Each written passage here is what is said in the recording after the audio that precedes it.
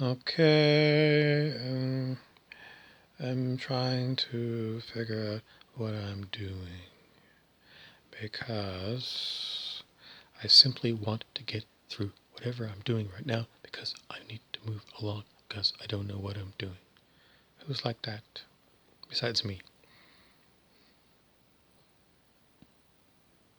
It's like we gotta push through this. No pain, no gain at the gym. We got a huge project, we got a deadline, we gotta get it done. Got that done? Okay, we got another project for you. No rest for the wicked.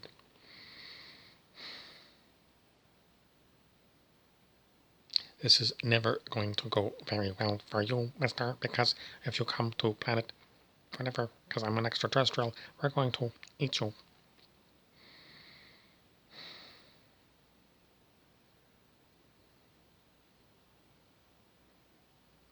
I don't know. These are just random thoughts. The point is always, I don't have a point. I keep bringing things up, and then I just let them go. Why?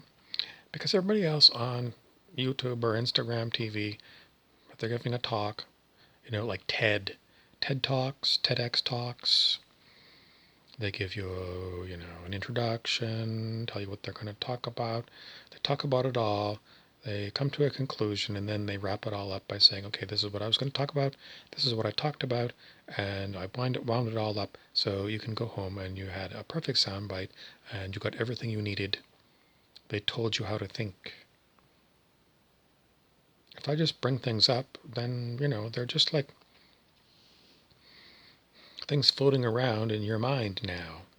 What's going to happen with them? I don't know. But it's different, and, why always be the same as everyone else? Somebody else is going to watch this video 25 years from now.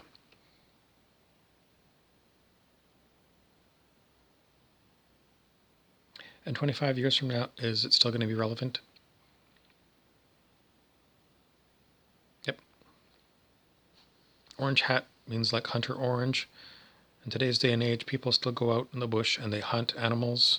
And if you wear orange, it's so that another hunter will see you wearing orange and go, that's a human, don't shoot it. What we should do is we should put these orange onto all the animals in the bush so humans stop hunting.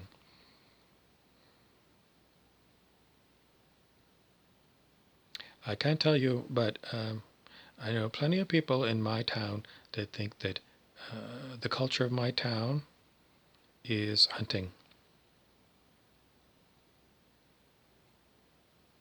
And it's been passed down from generation to generation, and by God, we're going to pass it down to the next generations.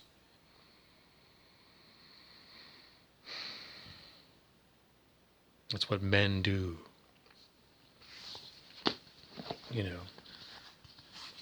put on their camouflage and their green, and they go hunting. If I was going to tell you about the person whose hat this is, I would probably have to go on for a long period of time, so I'm not going to tell you this. But there is a particular person who I think about when I wear this hat, and I've talked about it in the past a long time ago, and you're probably never going to find it because it's very hard to find someone who's very good at searching things on YouTube and Instagram. I tried, and it's very, very difficult. The search doesn't seem to work very good. More and more, I keep wondering, why did that person ever come into my life? And the answer is, according to the experiential guide for the Celestine prophecy, if I read the back cover, here, it says, oh, I gotta get glasses. Okay, it says at the top, why are you here? Question mark. Who will you meet? Question mark. Where are you going? Question mark.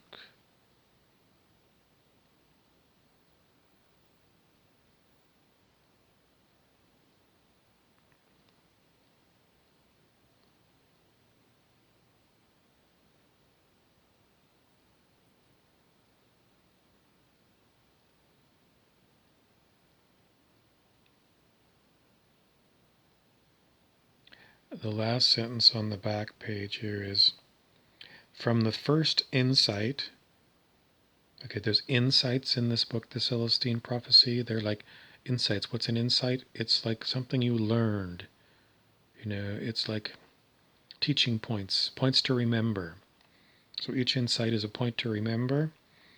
From the first point to remember to the ninth point to remember, this book clarifies ideas and directs your application of all these points to remember's message. This is a really shitty sentence. Way back when I was in, well, it was probably first introduced in about 4th or 5th grade. Don't have a run-on sentence. It was again and again talked about in high school. Don't have a run-on sentence. This is a book.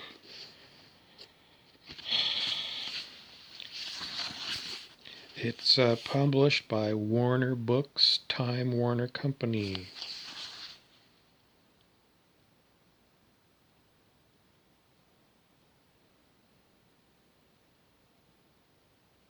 Why is it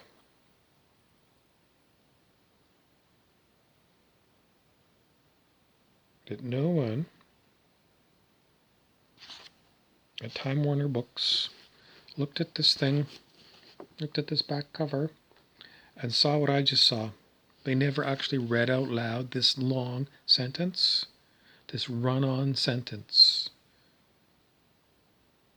It cost a lot of money to get this book produced, and Time Warner is an enormous corporation with tons of money and tons of staff.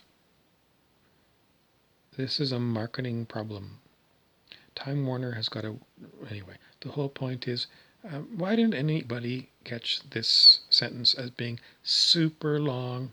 This is like, you find this book, it's in an airport bookstore, okay? And people that are waiting to catch their plane are browsing for a book to read on the plane, right? So you get a cover, and people, maybe they're going to see this, maybe they're going to see this side. They pick it up, and what are they going to do?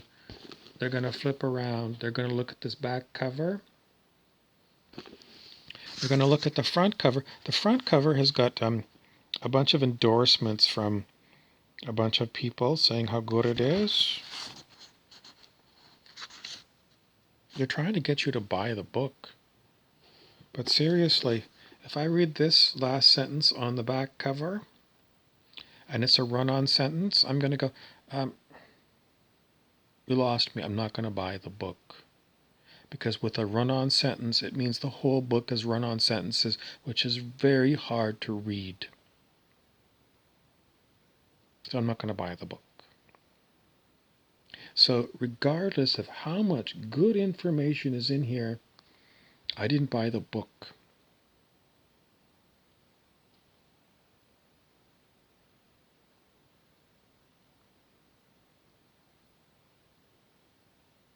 And in the end, what they want, the end of the sentence is empowering you to make an essential difference in the lives of the people you care about and the planet you cherish. So I didn't buy the book because it's a run-on sentence and I'm going to think it's too hard. Someone might say, if you're going to get this book out, you really need to figure out, do you expect everyone who's going to read this book to be at a PhD in English level of reading? That's what, no. Newspapers, back in the days when people watched television for, in essence, you and I know that you want to have your TV announcer and your newspaper at about a 5th grade level of talking and words, because you know that a lot of people didn't do too well in school. And the purpose of you presenting books and doing television and producing newspapers is you want to get the point across. And if you make it too complicated, people are going to tune you out and you're not going to be successful in your purpose of sharing information. And that's what they did on here. So does it mean the rest of the book is no good? Personally, yeah, the book, you first read it, they're really good stories, and they seem like really good things to do.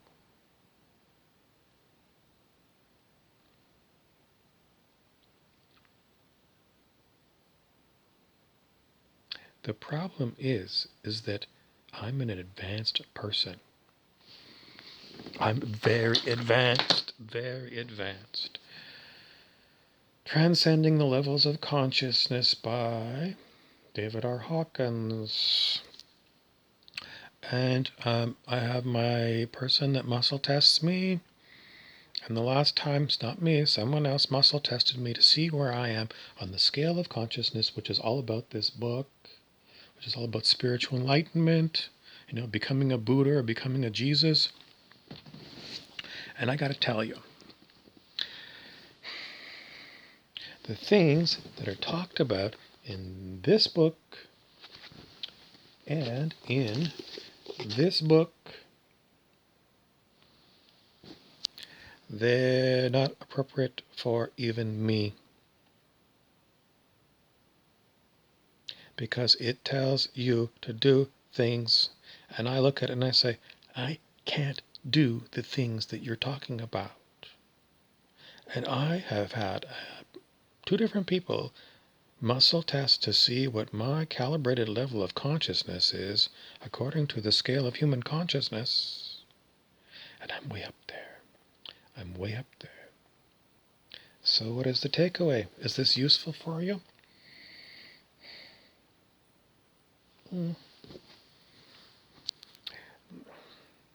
Is it a good spiritual book? Are there any good spiritual books? Or is it just frustrating? It's frustrating.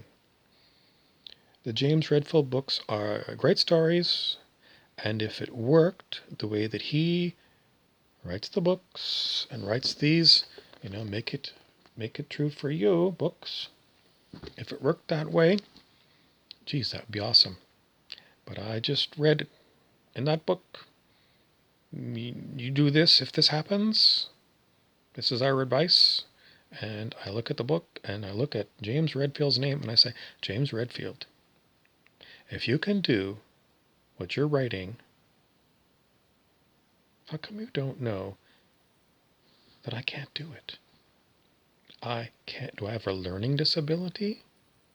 Because he's telling me to do things that I cannot do at my elevated level of consciousness. So how do you expect the average Joe? This was on the New York Times bestseller list for years. And I talk about it quite a bit like it's worthwhile. Why? Well, it's because it's given to me to talk about it from time to time. But I got to keep talking about not only that book, but also the books of Dr. Hawkins. They're not perfect. And as much as Dr. Hawkins, the late Dr. Hawkins here, said that this book was equivalent to a Buddha or a Jesus for you.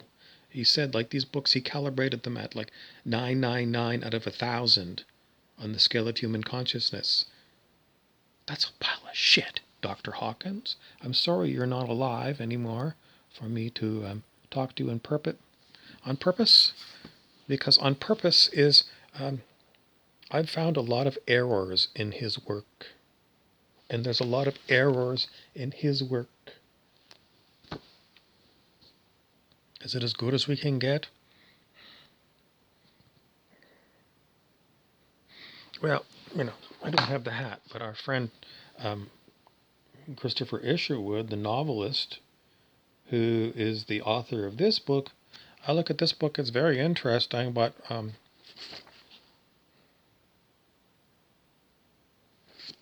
there's a lot of stuff that I'm going to say about this book.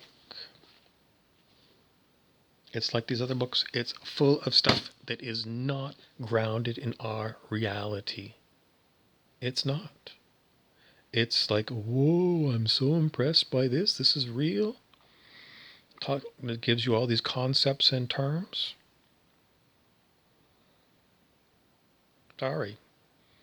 I'm going to tell you the truth. We don't have good textbooks on developing our consciousness. We got people that are commentating on YouTube.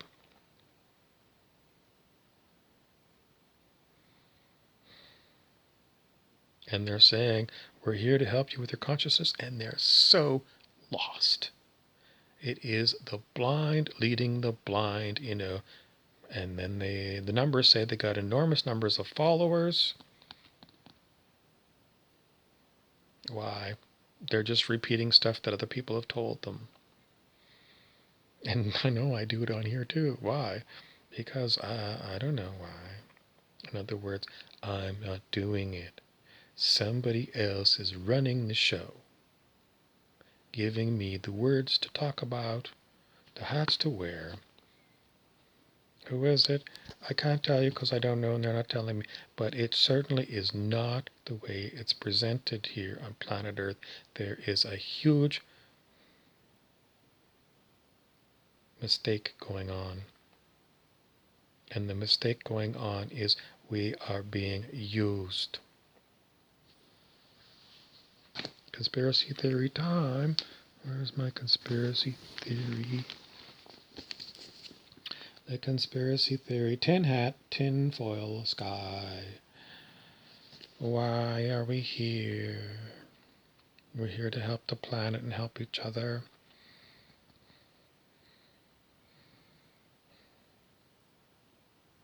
No one wants to let the cat out of the bag. We are here trapped. We are here trapped.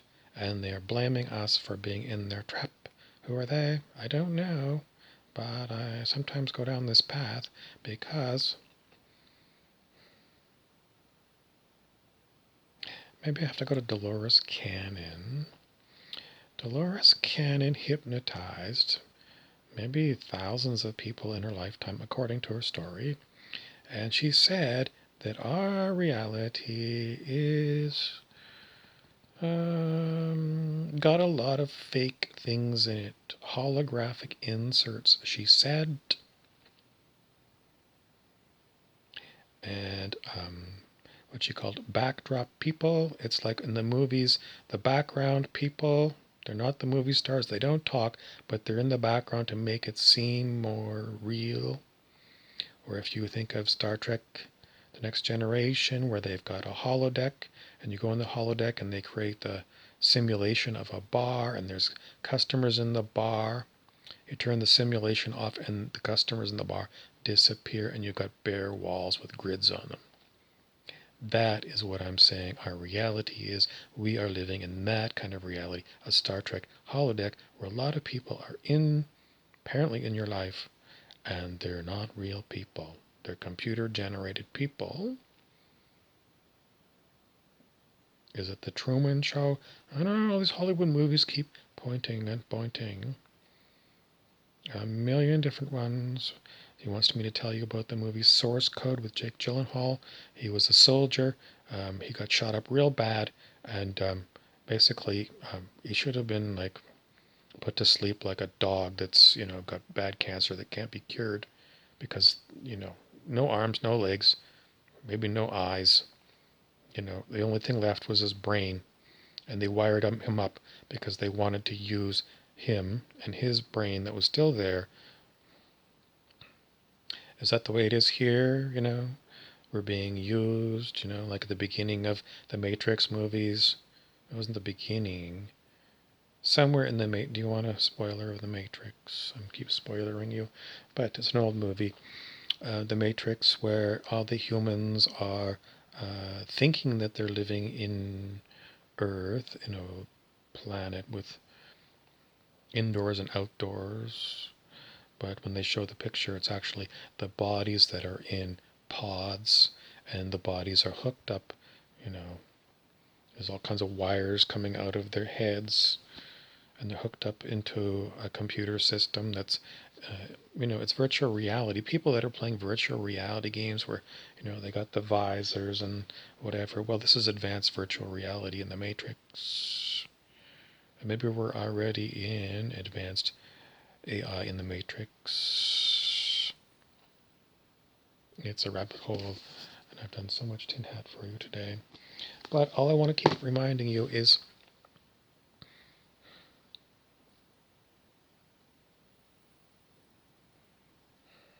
how do you get out of your simulated reality and into a real reality?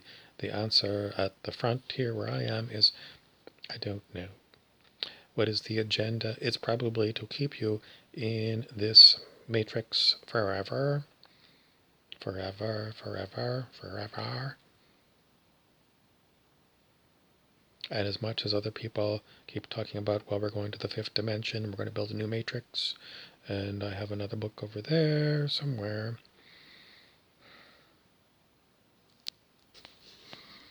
Anyways, in the end, there are still some interesting facts that come from the Celestine prophecy.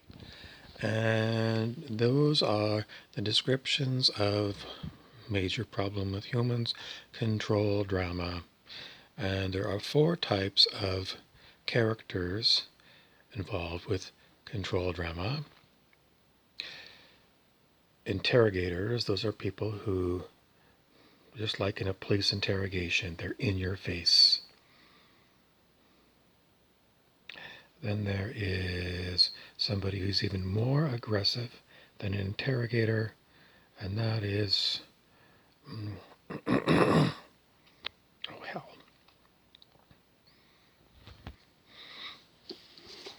I'm flipping through here trying to find the word that I'm looking for, and I can't find it. But the other word is more aggressive than an interrogator. Oh my God, I'm just repeating myself.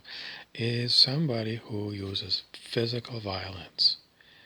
Intimidator, that's the word. Someone who intimidates you. In other words, I'm going to beat you up. So those are 2 types of people, and then there's 2 other types of people.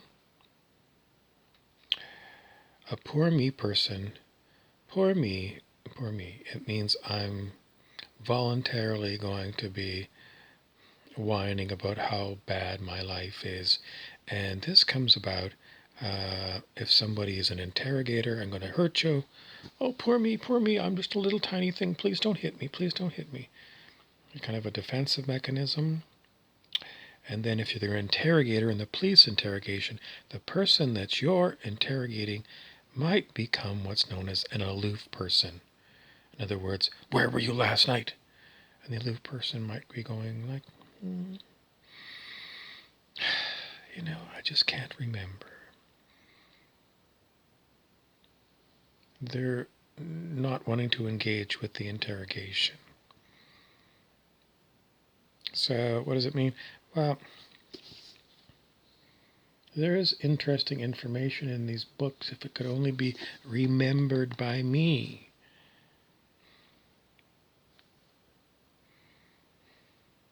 So how is it useful? I mean, it's interesting. It's like you take a course, a weekend course in first aid. I've done it multiple times. Why is it that, it just seems like all the information, it disappears out of your mind. It's like students cramming for the exam. They know everything for the time of the exam because they crammed it all in. And then a day later, whatever they crammed in, I don't know what I crammed in. It's gone. It's gone. So that's sort of the way that these self-help books are. Humans have a very difficult time learning things and applying things because the human condition. This is my famous hat. It's got, I always say this is no because it's X'd out. It's the letter C, so you no see me. In other words, what's invisible.